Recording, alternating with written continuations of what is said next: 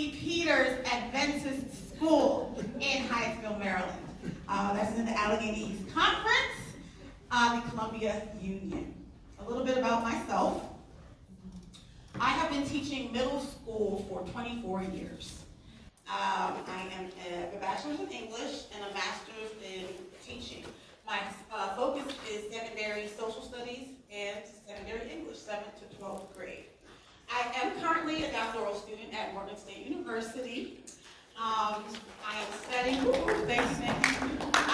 studying urban educational leadership. My focus has been on curriculum. So my dissertation topic is the impact of teaching an advanced curriculum to all students using culturally relevant pedagogy. I'm going to talk about what CRP actually is, because you're going to hear especially if you're in the academic world, you're going to hear so many synonyms. You're going to hear words like culturally relevant teaching, culturally responsive to teaching, culturally sustaining teaching. All of these different things that kind of mean the same, but they don't.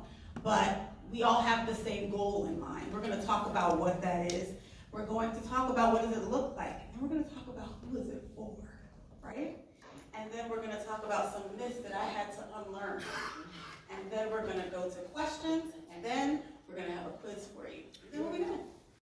What is the controversy with the term culturally relevant? Why is it such a big deal? So I want to ask you, because I don't know. I thought I was a culturally relevant teacher. I did when I went, that's before I started doing my research. What do you think is the big deal? What's the controversy? What's the problem with it? Why is it so difficult for us to talk about? Yes, in the back. Tell me your name. Oh, my name is Francine. Hi, Francine. I'm Keisha. I think the issue is that when you bring up something that you're now saying is culturally relevant, you're making the assumption that what was before it was either irrelevant or it had some issues related to relevancy. So people don't want to accept something new because it means saying that what is there's a problem with it. Wow. That's heavy. Yes. It changes the narrative of what we all thought we knew. That's good. That's how I felt when I hit the books. I was like, wait a minute, is this talking to me? Because I know I'm black. I know I'm culturally relevant. I like what both of you said, because for myself, it was easier for me to say, oh, the way they were doing it was wrong. It wasn't easy for me to say the way I was doing it was wrong. But you're right. People don't like to, especially teachers, don't tell me what I've been doing this for 25 years. Don't tell me what I've been doing doesn't work. That's a problem. Anything else? Anything else? Yes. Ms. Fountain. I think it also means that we have to change, and a lot of times we don't want to change. I hate change. I hate change. And other people don't like change. I don't like it. And it's very difficult for me as a teacher to change, but it's something that I have to learn how to do. Yes? I think many of us are just afraid to confront our biases. And I'll tell you that I attended a culturally relevant PE once, and I was like, whoa. I was learning a lot about myself, things that I was doing so incorrectly, that I had to really think about, just because I'm black, for example, and another student's black, doesn't mean that I'm actually teaching them culturally, in a culturally relevant way, because everyone is different.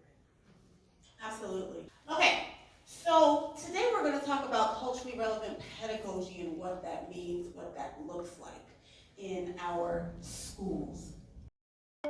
What do you think of when you think of an extraordinary high school? Top-notch academics? Definitely. Lots of interesting electives? Sure. But there's something else that's equally essential, harder to spot, and not as common as it should be.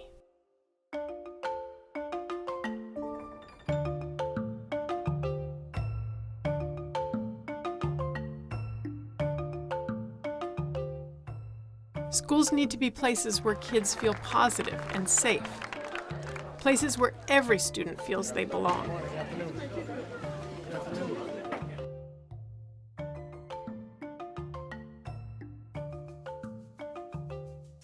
Schools with positive culture have strong policies that address bullying, inclusion, and diversity.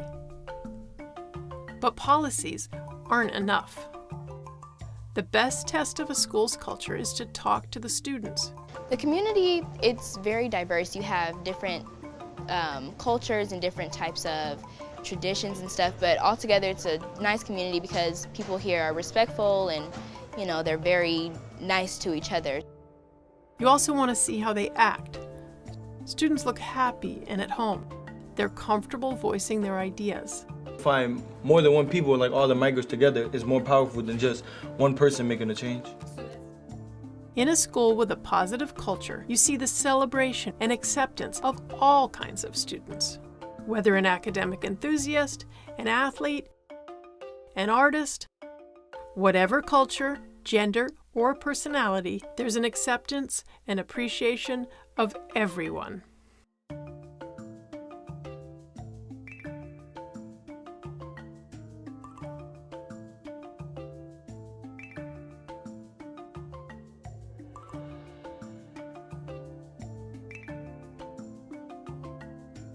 And when I started researching CRP, or culturally relevant pedagogy, focus is really on African American students because that's where the gap is the largest. But as I go into studying what culture is, it's so much bigger than that. And I used to think that when they ask me to be culturally relevant, they want me to figure out how to teach every culture that ever exists. Can't nobody do that. But that's not what they're asking us to do. So let's look. What is culturally relevant education? These are some synonyms that you're going to hear. Anytime you go into academia and you start looking at culture and schooling and education, you're going to hear words like culturally relevant pedagogy, which we're going to talk about today, culturally relevant teaching, culturally responsive teaching, and culturally sustaining teaching. I'm very quickly going to go through the different definitions of these. This is my girl, Gloria Ladson-Billings. She is what you call the guru, the star. She went to Morgan State University, by the way, and she wrote a book called Dream Keepers in the 1990s. We're not talking about 1945. I'm talking about when I was in college, she was doing research. She defines culturally relevant pedagogy as a pedagogy of opposition. Now, some of y'all don't like that word. A pedagogy of opposition committed to the collective and not the individual. Americans don't like that either, right? Collective but not merely individual empowerment. This, I want you to know for the rest of your life. Culturally relevant pedagogy rests on three principles: academic excellence, cultural competency, and critical consciousness. These are the three characteristics that a culturally responsive, relevant, sustaining school has. Through these things, they challenge the status quo of the current social order. Ladson-Billings said this famous quote: "All instruction is culturally responsive. But to whose culture is it currently oriented?" As a teacher, we have enough to do, right? And you have to be like, man, I gotta think about this too.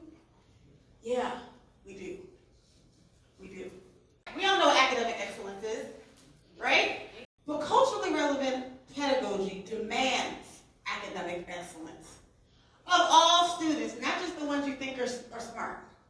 Every student in your class, you should demand excellence from them.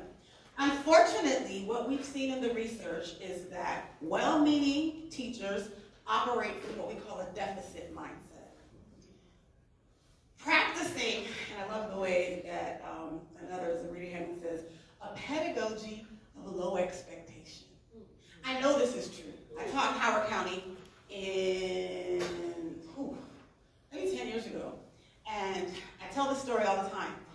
I was at Reservoir High School, maybe I shouldn't have said that. And I was teaching world history to 11th grade honors. And I was talking to the AP, I'm not gonna say who that was, talking to the teacher, and he was telling me, Keisha, you know, you gotta know who's in front of you. You can't expect the same things from everybody. And I was like, really? took me to the door of the classroom, and he said, look in here, what do you see? I say, I mean, mostly black kids. He was like, if you see mostly black kids, that probably means they're from the apartments, from the low economic group.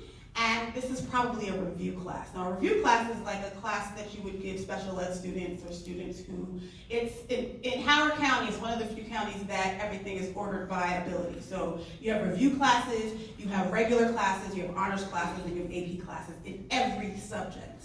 And it's very difficult. If your child starts out in a review class, it's very difficult to get out. And that's Howard County, one of the best counties in Maryland. It is very difficult to move your child from a review class to anything else. But he told me that just from looking at the color, not even how much money the parents made, just looking at the color. And what, he didn't mean anything by it. Like, he loves me, that's my homie. He said, it's not fair for you to expect them to do what your other kids do. It's not fair. And he meant it. And I said, so what are you going to do with him? You just going to move him on to the next grade and pass him out? He's going to be a greeter at Walmart? Like, what are you going to do? Like, that's all you expect from him? And he said, he felt like it was almost racist of him to expect excellence from these students. That is the pedagogy of low expectations. That's not culturally relevant pedagogy. Every student can achieve. You just got to figure out how to get them to do it. A 2020 study by Papa George and Gershenson and King, I actually used this study in my comps last month, found that when white teachers and black teachers assessed the same black students, white teachers were 60% less likely to predict that their black students would complete college. Higher expectations lead to better outcomes. This finding amounts to a selective lack of optimism that harms black students. Now, remember, I'm going to say well-meaning. They don't mean anything by it. They are looking at what's in front of them and seeing from what their experience has shown them and feel like if I expect the same thing, it's not fair to them. We have to raise our expectations. That is a part of culturally relevant pedagogy. Every student can succeed. Every student should demand the same amount of excellence that you do from the rich kids, the white kids, the Asian kids, all of them. You should have the same expectations. All right. What did I say the second characteristics of CRP was? Cultural competence. Now this focuses on successfully teaching students who come from cultures different than your own. That's whatever you look like. It entails developing certain personal and interpersonal awareness and sensitivities, developing certain bodies of cultural knowledge, and mastering a set of skills that, taken together, underlie cross-cultural teaching. I thought I was a good CRP teacher, but I only taught kids that look like me, and I knew how to teach them.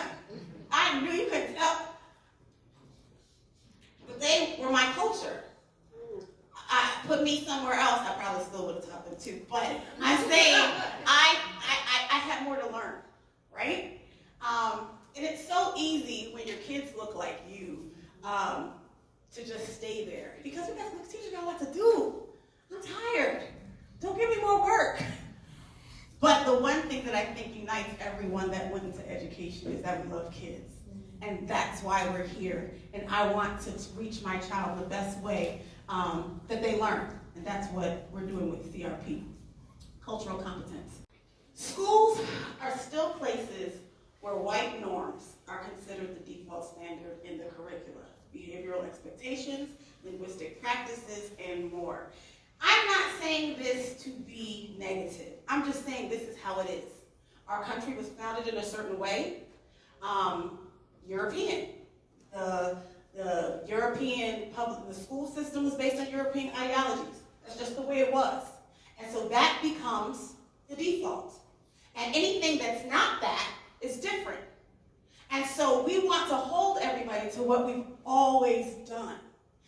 That's where the problem lies. When we're talking about rules, when we're talking about expectations, Middle class, European norms is what is our default, and that's a problem.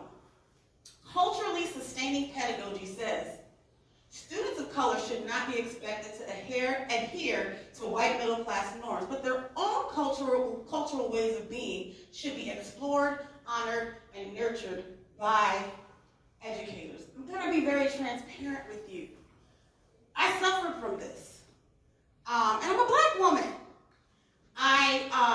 English was my background, and I was coming into a school, and I was going to teach these kids how to read the classics, because that's what I liked.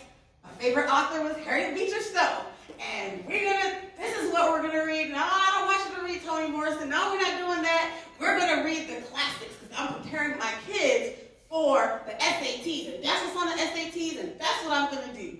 And hint, English teachers, if you have a lot of black parents out there, they have no problems with the classics. Black parents love the classics, so I had no pushback. We were reading, Uncle Tom's Cabin, To Kill a Mockingbird, all of the, Romeo and Juliet, which I still do to this day. But that was it. And I knew I was good. My test scores were great, weren't they? They were. So I'm like, I know what I'm talking about. But I wasn't exposing my black kids or any other kids that's in my classroom to anything but what? White, middle class norms. That's it. That was a problem, Keisha. And I want to stop here a second too, because everything I'm saying, I'm not talking about kids, am I? Who has the power in these situations? The teacher.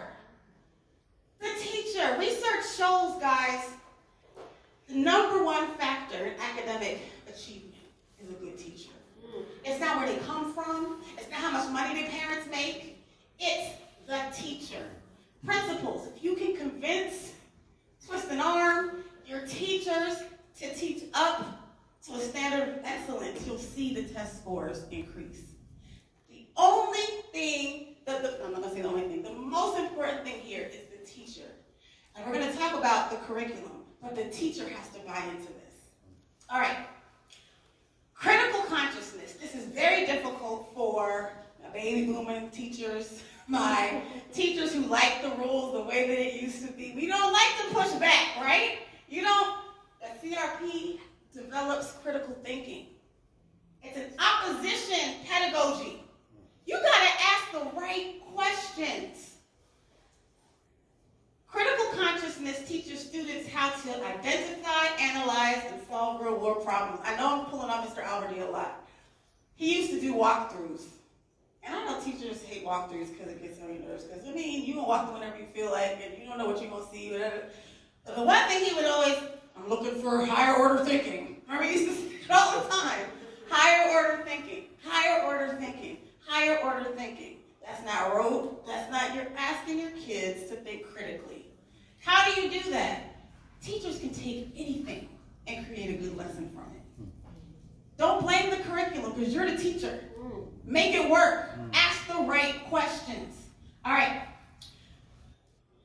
Especially those that result in societal inequities against marginalized groups. I'm going to say some things that people don't like today, but I have said to myself, if I was a person in the majority group, I would really have to work.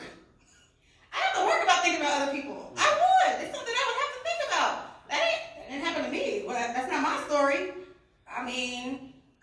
The cops stop me.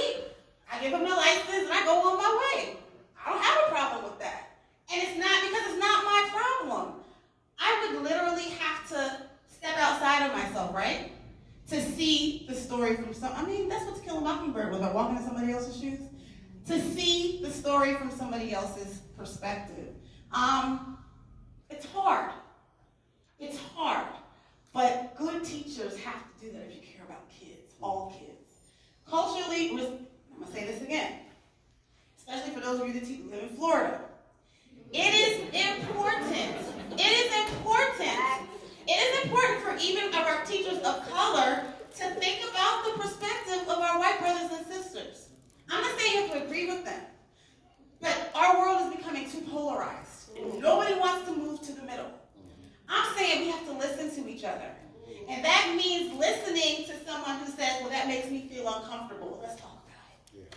Let's talk about it. Let's just not turn our backs on each other and go back to our separate corners, because that's what I see happening here in the world. It's going to be a problem. That's another story. All right. Cultural responsive teaching also must have an element of critical consciousness where students are empowered to critique, analyze social inequities. If you teach social studies, if you teach math, if you teach science, especially if you teach English. English and social studies is pretty much made for you. Like, an example, and I think in my notes back there, one of the examples that they use is we're talking about the Declaration of Independence. Anybody that knows me knows that I love America. Like, my first car was a Mustang. Like, I love America. I built this country. Like, I will tell you. They were like, ma'am, your mother's from Jamaica. I'm American. That's my blood, and that's how I feel. I love America. It's mine too, right? So when I teach the Declaration of Independence, I don't say they. I say it's ours. Thomas Jefferson, he could be my relative. Thomas Jefferson said, we hold that all men are created equal. That is a conversation you need to start having in 4th grade. Well, in 1776, who are we looking at? Who was existing in Philadelphia in that hot room up there? Who was bringing them their tea? Who was sitting outside being rushed off their land and digging up their burial grounds? Who's in the story? Not just Thomas and Ben and the 6 of them, right? Who's in the story? Those are questions. You can take anything. A good teacher can take anything and create a culturally relevant lesson from it, right? It's all about the teacher. Ask the right questions. Am I making sense? Okay. I don't know why I put this up here, but I thought it was cute. I'll have a story to go with it. I don't have, but we all.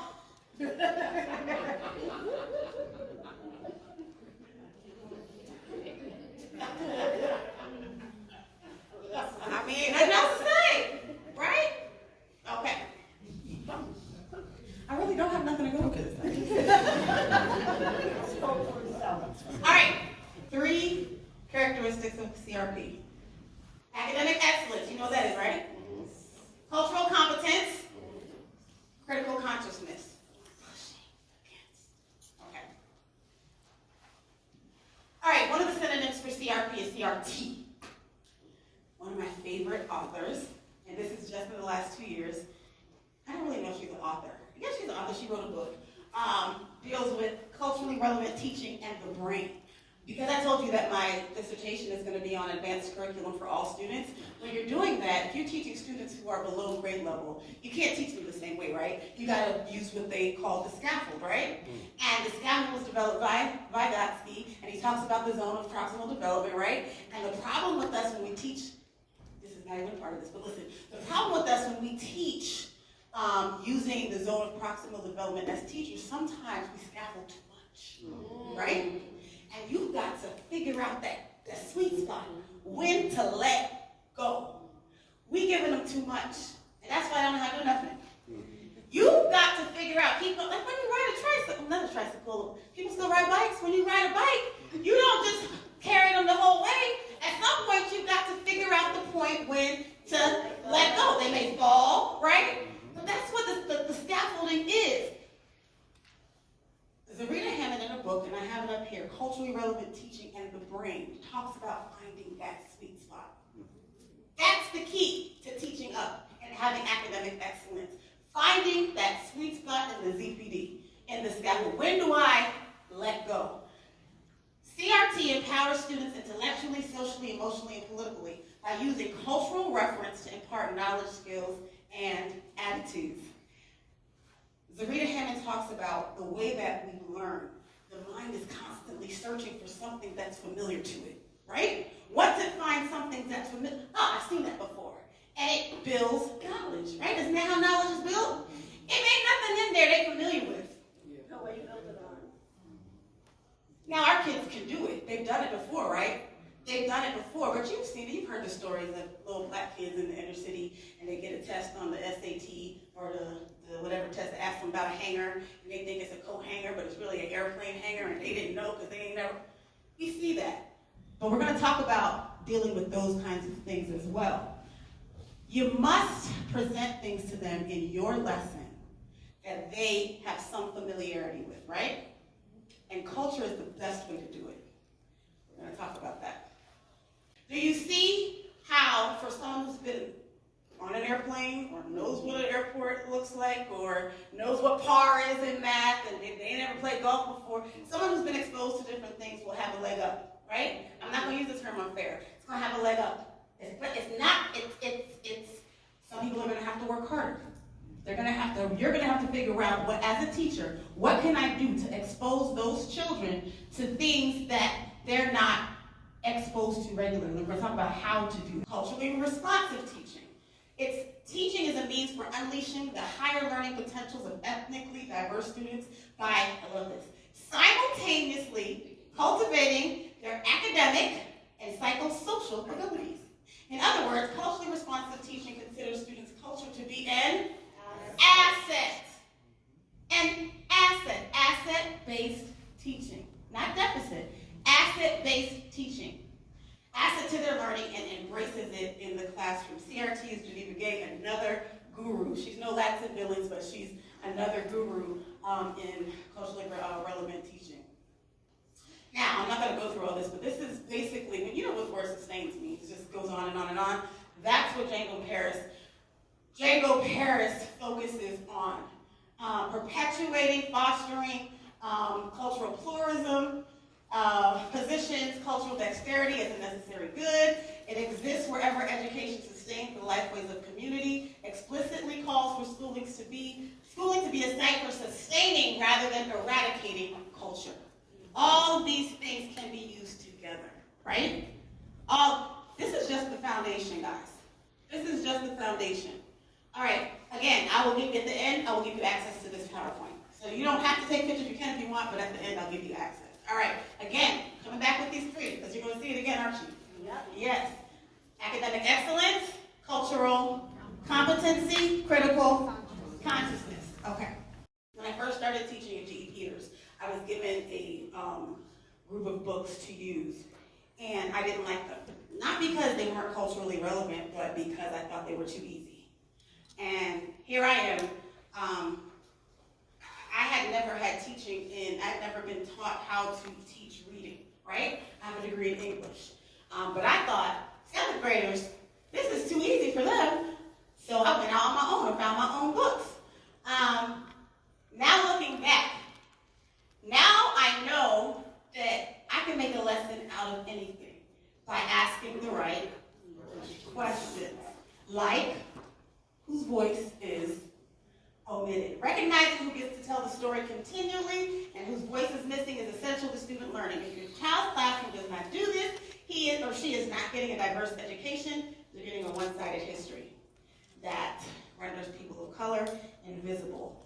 English teachers, reading teachers, social studies teachers, you really have no excuse. There's so much that you can do in the classroom to make it culturally relevant. Now this is what I want to talk about. English teachers. Books have 3 purposes. And this is how you make your classroom diverse. This is how you make your classroom culturally relevant. Books are mirrors, so that you can see yourself. Your child should be able to read a book and see herself in that book. 2, window. What do you do with the window? So that you can see what's happening, right? Look at somebody else's story. Look at somebody else's story. And sliding glass doors. I know we as Adventists don't like fantasy. However, I mean, what would we be without Chronicles of Narnia and all these great books? They're sliding glass doors for you to go through and go into a new world, right? All of your books should do this. They should do this. Teachers who practice culturally responsive teaching have classrooms full of books featuring characters and images that represent a variety of ages, colors, situations, genders, ethnicities, all types of diversity. They share the achievements and expertise of people from different ethnic groups in every subject area. And we're about to get into a topic that y'all might get mad at me. I already feel it. I'm feeling a little nervous where I'm going with this. But they encourage students to draw on their prior knowledge and cultural experiences to make connections to the academic content. Hope I still have a job when I'm done with this. Guys, it is so important. Reading is something everybody's gonna have to do. Everybody's gonna have to do. So reading teachers, English teachers, social studies teachers, we have no excuse. So I was told, Keisha, Pathways is different now. It's 2.0. That means you're gonna love it. It's got good books in it now. So I take my happy self on the Pathways website, and this is what I see. Somebody tell me why I, or anybody, might take issue with this. And I haven't looked at one book yet. Anybody? It's pretty good. I don't see myself. My students. Do I still have a job? I mean, Whose voice is omitted. yeah. We can take anything, right? And make a lesson out of this mug. They cute. But come on. Sis, bruh. Whoever clicked the website. Nothing.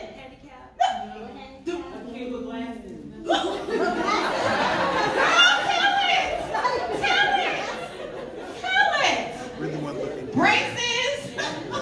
Everybody. I mean, hold on.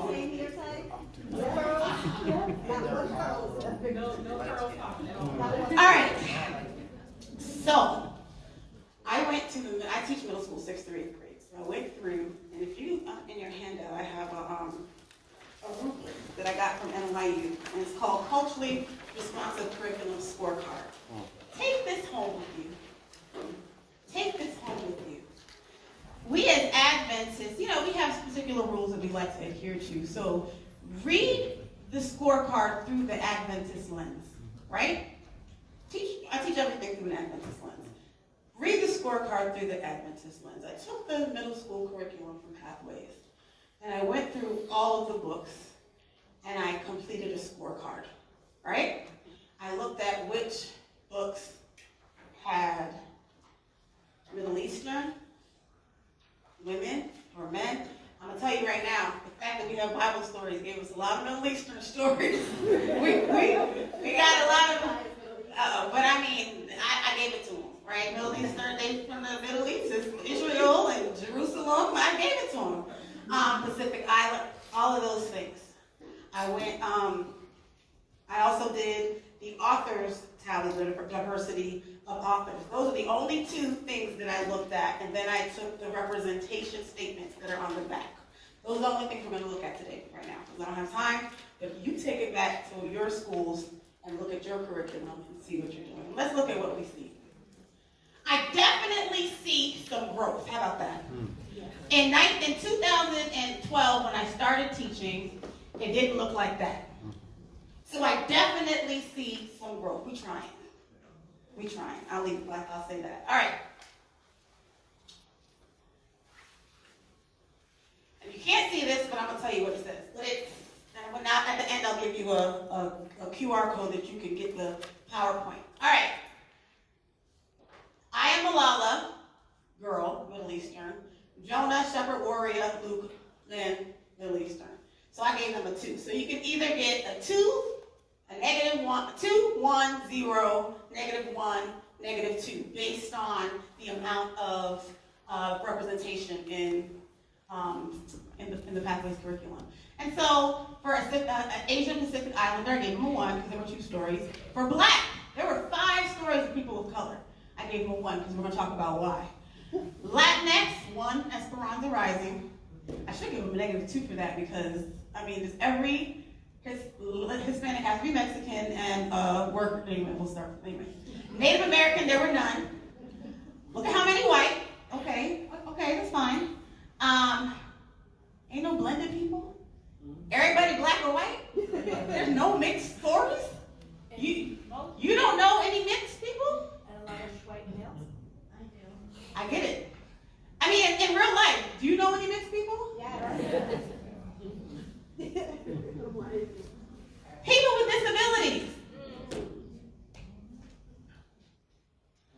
There's 2 animals. I mean, even they got more than the multi.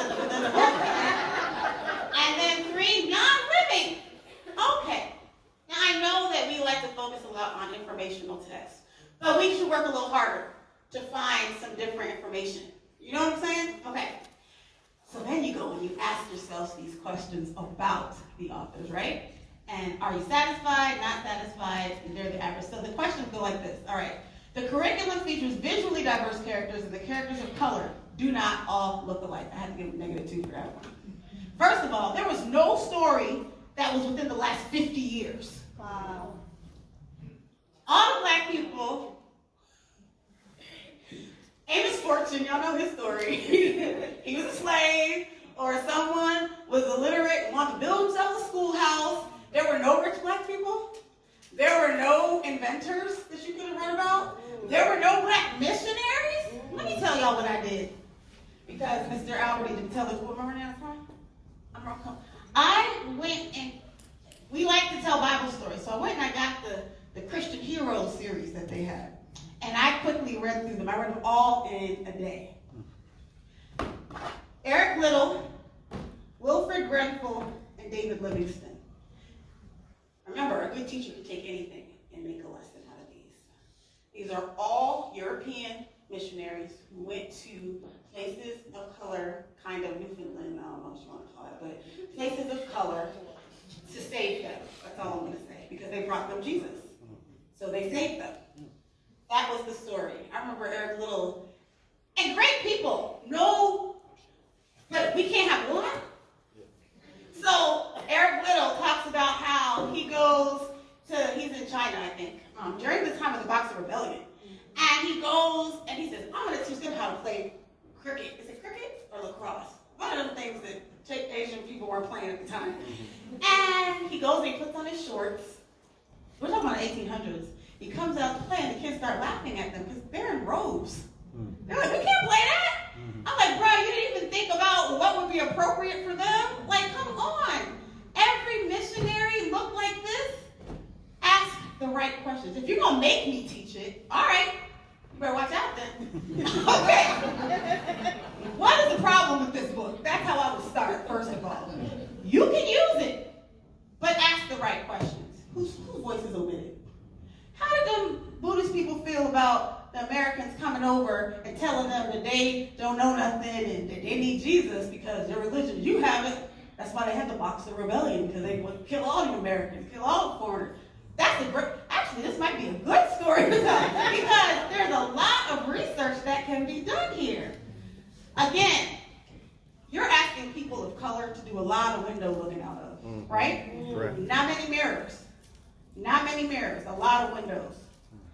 I mean, I'm trying to be fair here. Am I making sense? I'm just trying to do what's best for our kids, all of our kids, right? Because some people are going to say, oh, you know, we're bending over backwards for the minorities. I'm going to say this, and I don't even know if I put it in here. What are you teaching white students if every teacher you've ever had is white, every book you've ever read, black people are slaves, black people, there's every person that saves the day looks like them. What are you teaching them?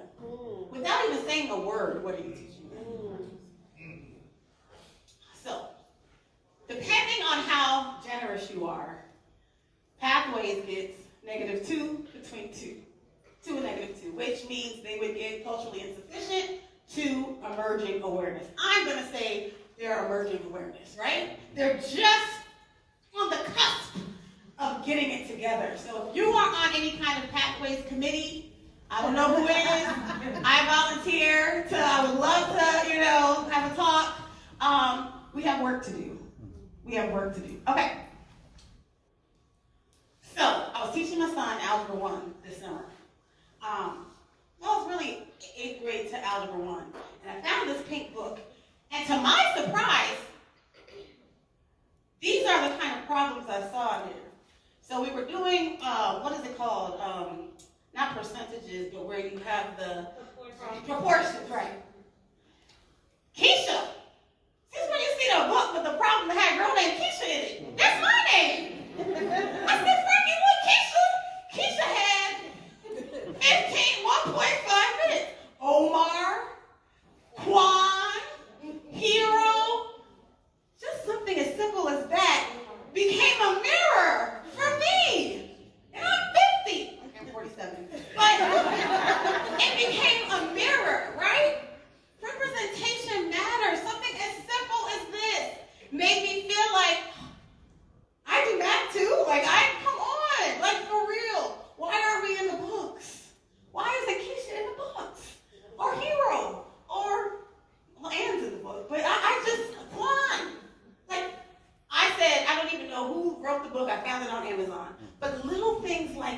right? You know where I'm going with this. My son made me take him to see this movie that I thought was so weird. However,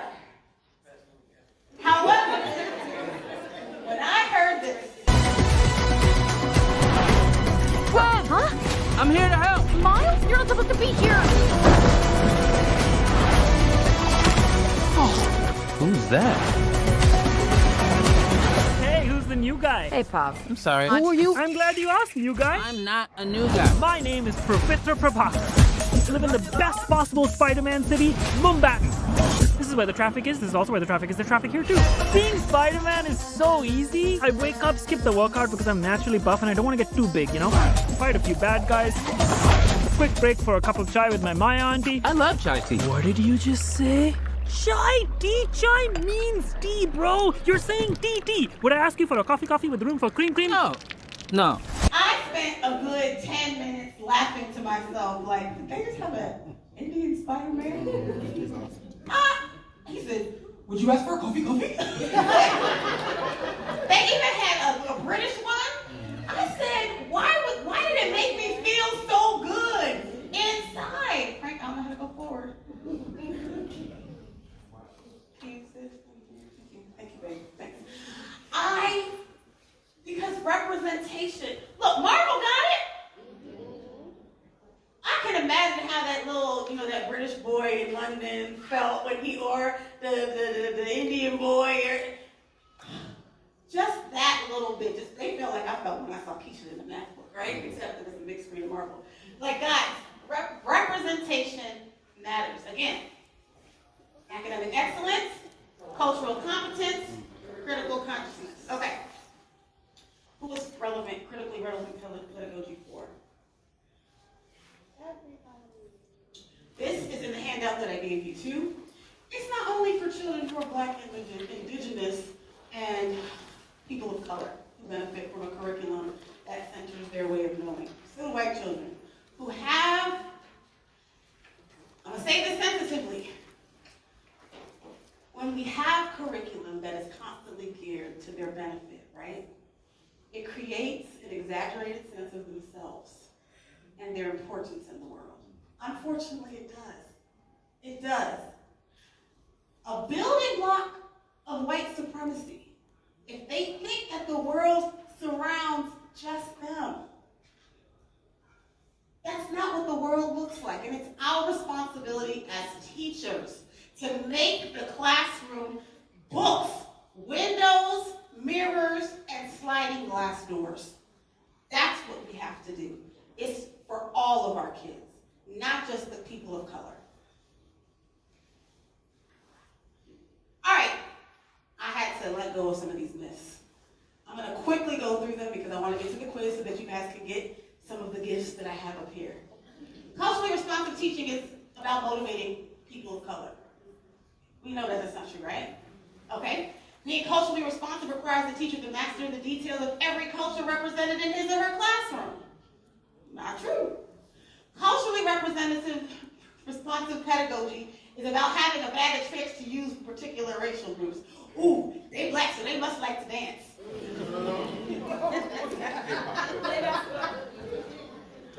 Culturally responsive teaching is about respecting the culture of poverty. And the thing is, they don't even know what they're saying. They mean well.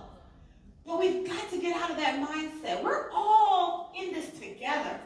We're all in this together. The same expectations that you might have for your kids, I have for my kids too. Only teachers of color have the skills to be truly culturally responsive. Let me say something. I'm going to pause right here because I said I was going to say this. I'm talking to educators and principals.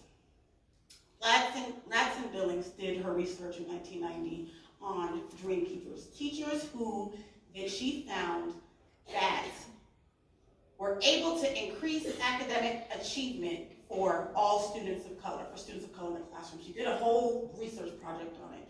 And what she found was that the teachers didn't look alike. Some teachers only taught by lecture, but their kids were soaring.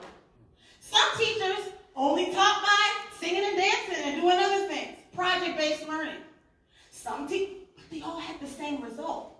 We like to tell people, oh, you have to teach all different kinds of ways, right? That's what we tell them. That's not necessarily true. This book that I read called Neuroscience, right? Teaching and the Brain. They're telling us, because they used to tell you that you need to teach for every learning style. What they're saying is, don't teach for every learning style. There are specific contents that are best geared towards different types of teaching. For example, math, times tables, that goes well with music. The content should dictate how you teach it. Differentiate based on the content. I said, now say, what? I have been doing it wrong. That's what the research says. When they're looking at the brain, we want kids to remember for longevity, not just for right now. I mean, Evan, you talked about it this morning. We talk about stories of kids come up to us at Pathfinders they're 26 and they're singing back math songs to us. I said, dude, you're 26. Why are you singing the 3 times tables? You were third grade when I taught that to them, but they remember it. And the teaching and the brain talks about how you differentiate based on the content so kids know it forever. Maybe you need to get that book. I didn't get you that book. That would have been a good book to get you. Okay. Back to Lori and Lax and Billings. They were white teachers, Hispanic teachers, black teachers. What did they all have in common? Academic excellence, critical consciousness, and cultural competency. It don't matter what you look like. Have those 3 things. All right. And that's the research. That's not Keisha. That's the research. CRP cannot be incorporated into all curriculum areas. You saw how you did it in math, right? You saw how happy I got about Keisha with her 1.5 minutes of exercise. Okay. The hands of educators are tied by a focus on standards, testing, and required textbooks. What did I say? A good teacher can teach anything by asking the right questions. In fact, CRP is perfect for standard-based learning. You can use anything to teach the standards. Am I wrong? Standards should be your friend. All right. Neglects rigorous instruction. Well, we know that's not true because the very first tenet of CRP is academic excellence. Culturally relevant teachers attend to learning styles by addressing African American male students' need for kinesthetic activities or by allowing Asian American students to work alone. I laugh, but come on. We've all been there where, we buy into stereotypes. We do. I have done it. We gotta do better. All right, I'm moving on from right on time. Culturally relevant pedagogy is not appropriate for white students. We just told you why that's not true. Caring teachers of diverse students have no classroom management skills. The purpose of culturally relevant pedagogy is to help diverse students feel good about themselves. Well, if it does, then it's going to do that, but that's not its own purpose, right? That's not what we're doing this for. Okay. Again, I told you you're going to see it many times because I want you to do it. All right. That was a lot, right? What questions do you still have? While you're thinking about questions, I'm going to give you some. Do I ensure that my class rules and expectations are culturally empowering to my students? I have a kid in my class. I'm not going to say his name because y'all know who he is. And he can't sit still. He can't. Boy is brilliant. I just let him. We have rules about he can't sit still. And for me to make him do this for Keisha, I have to figure out, okay, dude, I'm not going to say his name, but I'm going to say his name.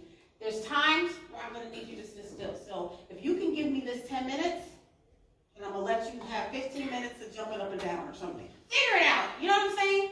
Figure it out. Look at your rules and make sure they're not your rules. Ebony talked this morning about something important. How the kids make up the rules. That way, everybody has ownership of it. Do I teach in a way that best benefits my students, or is it just what I've always done?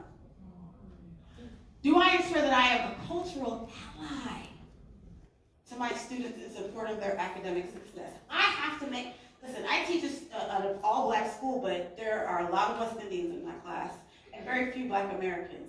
And I have had multiple conversations with the West Indians about why we always learn about Black American history during Black History Month. And I had to explain to them the purpose of Black History Month, what we have International Month for. But I had to make sure that I'm being fair, right? That I'm an ally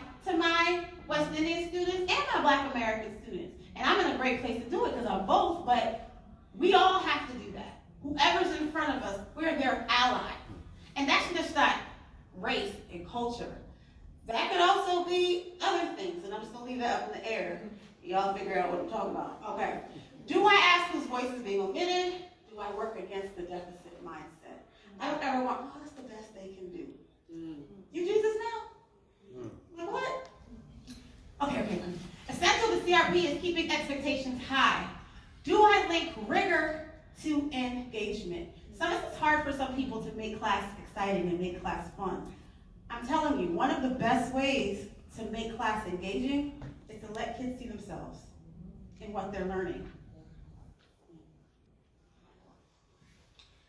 I mean, we're all teachers. My mom's here. She asked, like, what? I mean, that might mean in presenting them with reading material that reflects their background. That might mean having projects that everybody brings something of theirs to the table. That might mean going into a book and saying, well, this was in Philadelphia in 1776, and my family was a part of the such and such nation, so I know they was there. What's their story? You know what I'm saying? Making it relevant to them. Okay, I'm hurrying up. Time for a quiz. I love quizzes. Okay, before I give this quiz, I'm going to tell you what the prizes are. Somebody tell me some of the famous gurus and seminal authors that I've called out today. Anybody give me some? Ladson Billings. I have her book, Dream Keepers, up here. You want to learn how to be a good teacher? I also have her book, Asking a Different Question. That's up here. All right. I also talked about CRT and the brain. It's Rita Hammonds. She has a podcast and a great website, and you can get on her email list. And she's not that old. She still comes around and does stuff, but I have her book too. I use that for my research. I talked a little bit about Django in Paris. He builds on the work of Lansing Billing. I have his book, Culturally Sustaining Pedagogy. Now, I talked a lot about books being windows, mirrors, sliding glass doors. And some of you may not know, well, Keisha, how do I know appropriate books for my class? I don't know what so I'm so glad you asked. I have brought some books that I have read through with my son and that my class does as well. This book is called Blended. How many of you have heard of this book before? And you know as Adventists, we don't like no books with no cussing in it, no sex, no. Perfect. None of that stuff. I'm going to tell you what it's about. It's about this little 11-year-old, and her mom is white, her dad is black, and she plays the piano. And they got divorced when she was 5 or 6 years old. Ain't no stories about divorced people. In 2023, no stories about, come on. And she's going through 6th grade, blended, right? She's blended, and she talks about suffering from whiplash because every Sunday she has to go to the other parent's house, and she's being jerked back and forth. The mom works at Waffle House, the dad is an attorney. Now, can you? So many conversations. I brought this book, and I had my kids saying, "That's me, Miss Dickerson." I'm like, "What? How are you?" I forgot. You are blended. Somebody else said, "My parents are divorced, and you always want them to get back." They're having these conversations in class, and my heart's breaking at the same time. This book was a mirror for some, sliding glass door for others, and a window for a lot of them. Stamped. Y'all know this book, right? It's a not history book. It's the story of racism in America by Jason Reynolds and Ibram Kendi. It literally starts with the foundation of America and how racism has made its way to where we are today. It talks about being anti-racist and assimilationist, or I don't remember what the other one was, but I do this for 8th grade. It's called a not history book. You could teach it for social studies, you could teach it for English. I use it for English because it's an informational text. All the stuff is research-based, but it's a great conversation starter. No homeless people. No fixed address. Anybody heard this book? Okay, besides you, Frankie, you read it. All right. Young man in Canada who they live in their car, in their mom's car, and how he has to lie, get back and forth, take showers at his friend's house, he's 13, and how he wants to get on Who Wants to Be a Millionaire so he can get money so his mom can get an apartment. Yes? Can we get the title again? No fixed address. No fixed address. Great story. Great. So sorry. Sorry, this one. Count me in.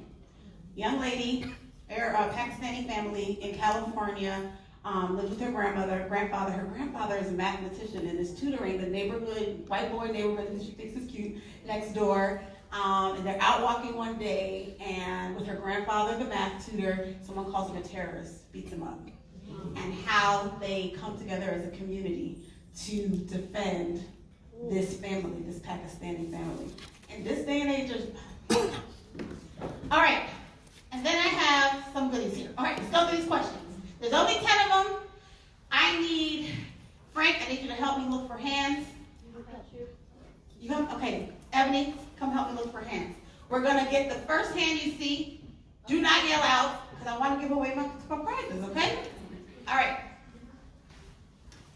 Which of the following best describes critical consciousness? A, learners using higher order thinking skills to solve a problem. B, learners consider and speak out about social injustices. C, learners solve problems using real-world experiences. Or D, learners construct their learning and then articulate it. What do you see first? Blue shirt. B, learners consider and speak out about social injustices. Yes? That was the right answer. Okay, come on, brother. Yay! Yay!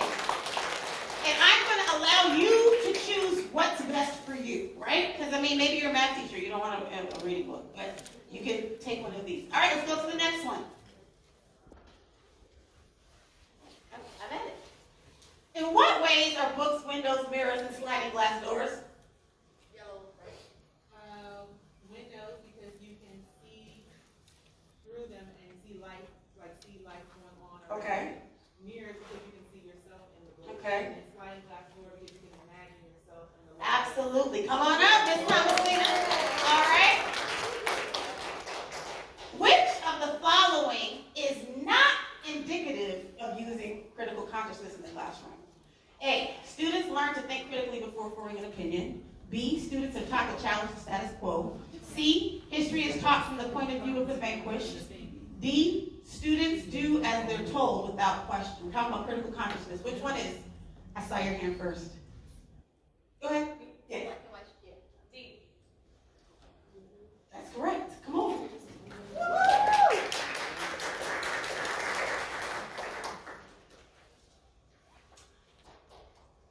Incorporating critical consciousness into the classroom can help teachers do which of the following? Create a more accepting student body, comply with federal regulation protections against discrimination, improve critical thinking skills of students, or all of the above? Yes? Absolutely. Come on up. Y'all are good students. Which of the following might represent a tenet of critical consciousness? A, with a strong work ethic, anyone can achieve the American dream. B, powerful forces with economic motives can prevent someone from success. C, people on welfare are the reason the middle class is shrinking. D, all people are afforded the same opportunities to succeed if they work hard. Yes, B, that is correct. Powerful forces with economic motives can prevent someone from success.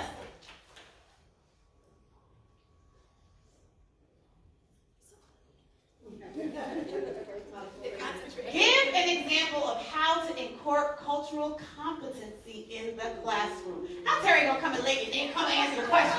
Come on, Terry, let's go. Go ahead. Okay, so 2 examples. One thing you can do is you can differentiate in the types of books that you provide for students, so the door, window, and sliding. And then another thing you can do is you can also be intentional about the activities that you're doing in your class, so all students have a chance to feel accepted in that space. Y'all want to give it to her? Come on up here, come on.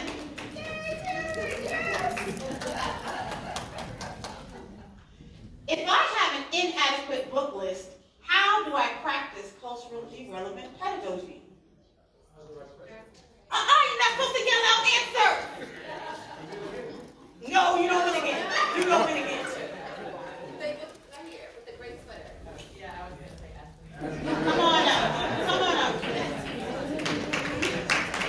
else knows?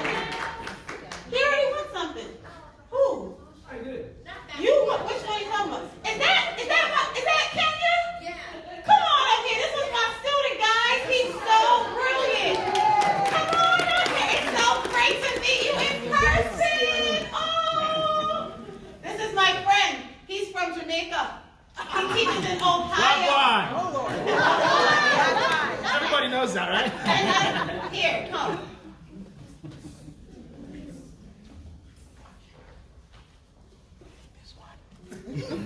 Oh, sorry.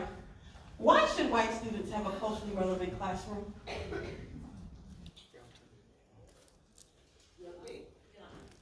So that they will learn that they are not always the majority, because that's what they're being taught right now. What do you think? Come on up.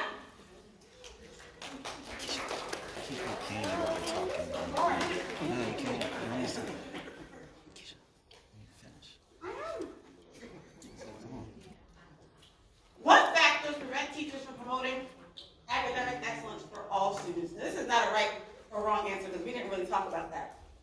What factors may prevent teachers from promoting academic excellence for all students?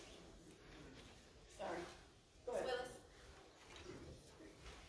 Thinking single story. Okay. Do you add to that?